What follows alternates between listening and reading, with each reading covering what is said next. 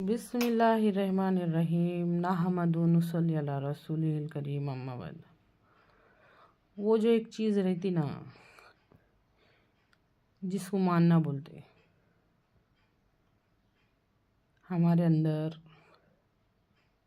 जिसका हम दावा करते ना कि हम मानते, चाहे थोड़ा हो चाहे ज़्यादा हो, हम मानते।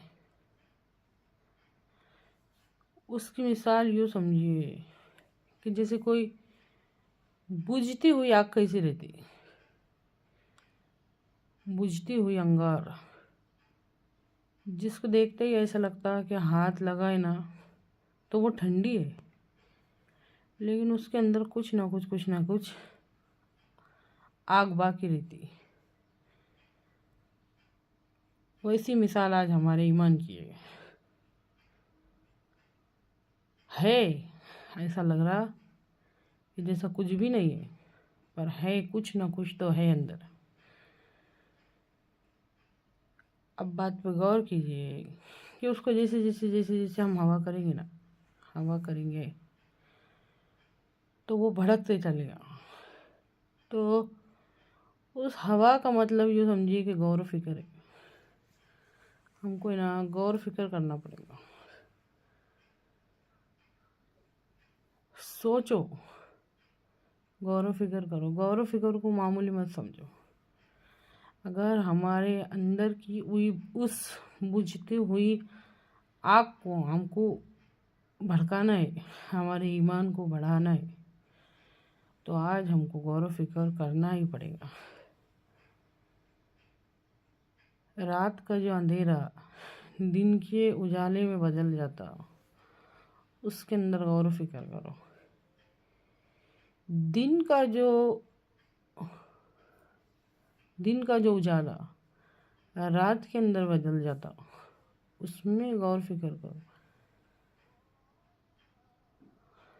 गौर करो, मामूली बातें नहीं है ये। आसमान से अंदाजे के मुताबिक जब पानी बरसता, उसमें गौर फिक्र करो। फिर ज़मीन से जो बेशुमार अनाज उगता, उसमें गौर फिक्र करो। गौर फिक्र करना बहुत ज़रूरी है। और ये जो दुनिया के झमेले, शैतानी चक्कर, ये जो कुछ भी है ना, निज़ाम बातिल, हमारा नफ्स, ये सब मिलके हमारे अंदर जो वो मानने वाली बात रहती ना, वो जो हमारा ईमान रहता ना, अगर आप गौर करेंगे तो हैरान रह जाएंगे। सब उसको बुझाने की, उस पर फूंक मारने के चक्कर में कि बस इसके अंदर की है ईमानी आग बुझ जाए।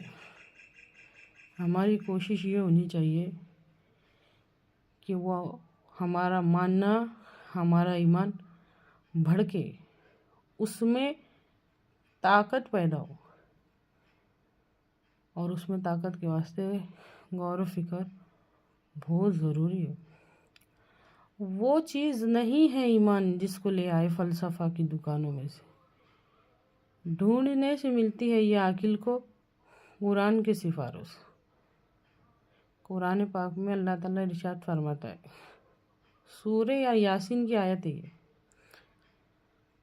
अल्लाह के वास्ते गौर करो,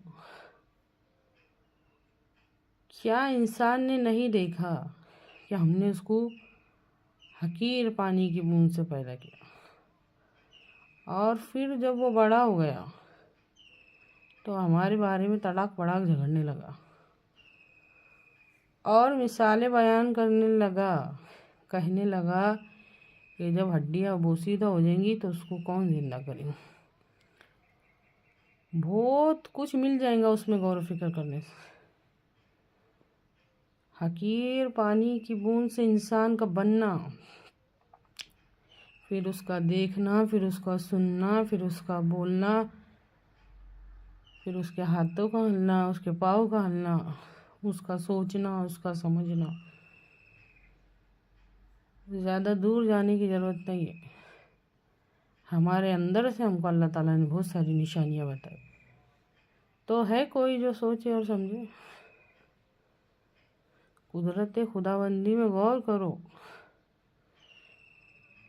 ज़रा अपने खाने के तरफ नज़र तो करो। अल्लाह ताला फरमाते उस खाने को किसने बनाया, हमने बनाया या तुमने बनाया। तो गौर करके देखने में पता चलेगा कि हमारे तो कुछ भी बनाने की ताकत नहीं है। हम कुछ भी चीज़ बनाने के लायक नहीं है। सोचो, कायनात के वो बड़े बड़े दावेदार जो बोलते कि ये कर देंगे वो कर देंगे, एक नाखून तक नहीं बना सकते, नहीं बना सकते। तो गौर करो कि करने कराने वाली ज़ात किसकी है। ज़रा अपने सरों पर मतलब आसमान में उड़ते हुए उन परिंदों को देखो, उनको कौन थामता। कुरान पाक में फरमाते अल्लाह ताला। तो गौर करो, वो चीज़ नहीं है ईमान जिसको ले आए फ़लसफ़ा की दुकानों में से, ढूंढने से मिलती है ये आकिल को कुरान के सिपारों से। तो वो जो हमारे अंदर जो आग बुझी ली ना, वो सिर्फ भड़क सकती गौर व फिक्र से। शैतान का काम क्या रहता है? शैतान अल्लाह का और हमारा दुश्मन है। वो हमारे अंदर से हमारे ईमान को ख़त्म करना चाहता।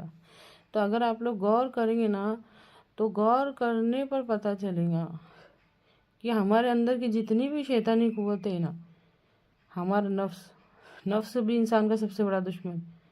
शैतान